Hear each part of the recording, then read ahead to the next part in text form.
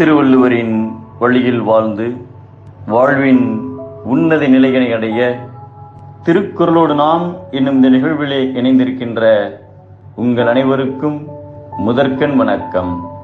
குறள் எண் 948, அதிகாரம் மருந்து.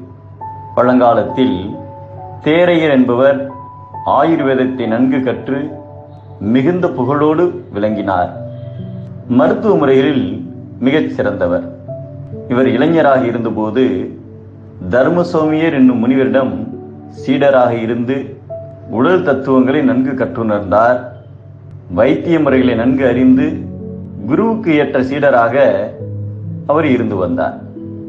ஒரு முறை காசியை ஆண்ட மன்னன் மானவர்மன் என்பவர் தலைவலியால் பல நாட்களாக மிகவும் அவதிப்பட்டார்.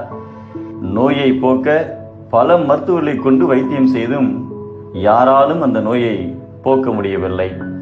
இறுதியில் தர்மசோமியரை பற்றி அறிந்து அவரிடம் வந்து தனது நோயை போக்கும்படி வேண்டினார். குரு அவருடைய நோயை உற்று நோக்கினார்.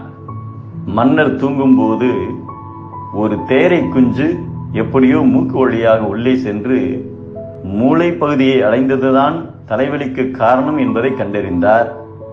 மன்னரின் தலையில் மூலிகை தலைத்தை தடவி மயக்க நிலையில் ஆழ்த்தி சிகிச்சையை தொடங்கினார்.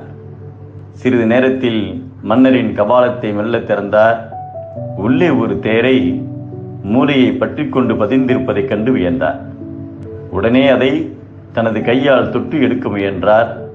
அப்போது அருகில் நின்றிருந்த சீடர், குருவே, அதை கையால் எடுக்க வேண்டாம் என்று கூறிவிட்டு அங்கிருந்து சென்று ஒரு அகன்ற பாத்திரத்தில் நீரை கொண்டு வந்து அதன் முன்னே நீட்டினார்.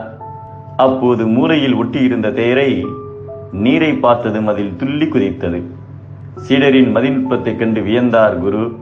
சீடரை கட்டி தழுவி பாராட்டினார். இந்த நிகழ்வுக்கு பின் அச்சீடர் தேரையர் என்று அழைக்கப்பட்டார். நோய்களை சரியாக கண்டறிந்து அதை தகுந்த மூலிகையின் மூலம் போக்கி பல உயிர்களை காத்து வந்தார் தேரையர். இவரது பெயரை மனதில் நினைத்தவுடனேயே பலருடைய பிணிகளும் நீங்கியது என்று அளவிற்கு மருத்துவத்தில் உயர்ந்து விளங்கினார். நோய் இன்னதென்று ஆராய்ந்து நோயின் காரணம் அறிந்து அதை தணிக்கும் வழியையும் ஆராய்ந்து பிழைபடாமல் சிகிச்சை செய்தல் வேண்டும் என்பதை நோய் நாடி, நோய் முதல் நாடி, அது தணிக்கும் வாய்நாடி வாய்ப்பச் செயல் என்கிறார் நம் தேவப்புலவர் திருவள்ளுவர்.